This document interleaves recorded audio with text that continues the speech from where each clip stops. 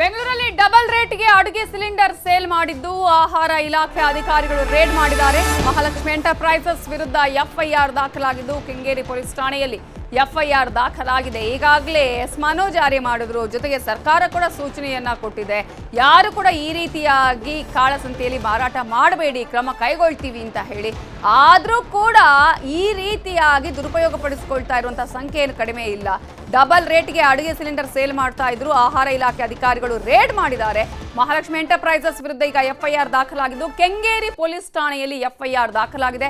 ಕೃತಕ ಅಭಾವವನ್ನ ಸೃಷ್ಟಿ ಮಾಡಿದಂತಹ ಆರೋಪಕ್ಕೆ ಸಂಬಂಧಪಟ್ಟ ಹಾಗೆ ಈಗ ಅವರ ವಿರುದ್ಧ ಎಫ್ಐಆರ್ ದಾಖಲಾಗಿದ್ದು ಅನಧಿಕೃತವಾಗಿ ವಿವಿಧ ಕಂಪನಿಗಳ ಗ್ಯಾಸ್ಗಳ ಸಂಗ್ರಹ ಮಾಡಿ ಡಬಲ್ ದರಕ್ಕೆ ಮಾರಾಟವನ್ನ ಮಾಡುವ ಪ್ರಯತ್ನ ಮಾಡಿದ್ದಾರೆ. ಖಚಿತ ಮಾಹಿತಿ ಮೇರೆಗೆ ಪೊಲೀಸರು ಅಲ್ಲಿ ದಾಳಿ ಮಾಡಿದ್ದಾರೆ. ಕೆಂಗೇರಿ ಪೊಲೀಸ್ ಠಾಣೆಯಲ್ಲಿ ಎಫ್ಐಆರ್ ದಾಖಲಾಗಿದೆ. ಇನ್ನು ದಾವಣಗೆರೆಯಲ್ಲಿ ಎಲ್ಪಿಜಿ ಸಿಲಿಂಡರ್ ಅಭಾವದ ಹಿನ್ನೆಲೆಯಲ್ಲಿ 5 ಆಟೋ ಎಲ್ಪಿಜಿ ಸ್ಟೇಷನ್ ಪೈಕಿ 2 ಕ್ಲೋಸ್ ಆಗಿದೆ. ಆಟೋ ಎಲ್ಪಿಜಿ ಗ್ಯಾಸ್ ಸಿಗದೆ ಚಾಲಕರು ಪರದಾಟವನ್ನ ಅನುಭವಿಸ್ತಾ ಇದ್ದಾರೆ. ಈಗಾಗಲೇ ಆಟೋ ಅಥವಾ ಯಾರು ಸಿಎನ್ಜಿಯನ್ನು ಬಳಕೆ ಮಾಡ್ತಿದ್ದಾರೋ ಅವ್ರದ್ದು ಕೂಡ ಪರಿಸ್ಥಿತಿ ಇದೆ. ಎಲ್ಪಿಜಿ ಸಿಲಿಂಡರ್ ಅಭಾವ ಈಗ ಆಗಿದೆ. ಎಲ್ಪಿಜಿ ಸ್ಟೇಷನ್ ಪೈಕಿ 2 ಕ್ಲೋಸ್ ಆಗಿದೆ. ಎಲ್ಪಿಜಿ ಗ್ಯಾಸ್ ಸಿಗದೆ ಆಟೋ ಚಾಲಕರು ಪರದಾಟವನ್ನ ಮಾಡ್ತಿದ್ದಾರೆ. 1 ಕೆಜಿ ಆಟೋ ಎಲ್ಪಿಜಿ 56 ರೂಪಾಯಿ ಇದ್ದಿದ್ದು ಇದೀಗ 75ರಿಂದ 80 ರೂಪಾಯಿಗೆ ಏರಿಕೆಯಾಗಿದೆ.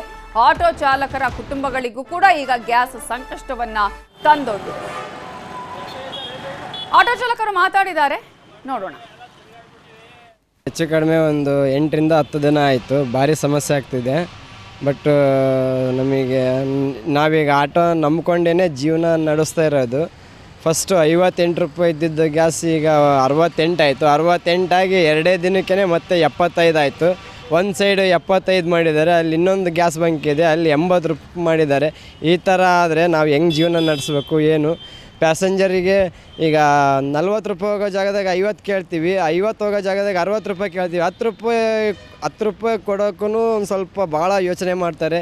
ಈ ಥರ ಆದರೆ ನಾವು ಯಾವ ಥರ ದುಡ್ಕೊಂಡು ತಿನ್ನಬೇಕು ಅನ್ನೋದು ನಮಗೆ ಗೊತ್ತಾಗ್ತಾ ಇಲ್ಲ. ಯುದ್ಧ ಜನಸಾಮಾನ್ಯರ ಮೇಲೆ ಪರಿಣಾಮವನ್ನ ಬೀಳ್ತಾ ಇದೆ. ಯುದ್ಧ ಹೀಗೆ ಕಂಟಿನ್ಯೂ ಆದರೆ ದೊಡ್ಡ ಮಟ್ಟದಲ್ಲಿ ಪರಿಣಾಮವನ್ನು ಎದುರಿಸೋದಂತೂ ಖಂಡಿತ ಅಂತ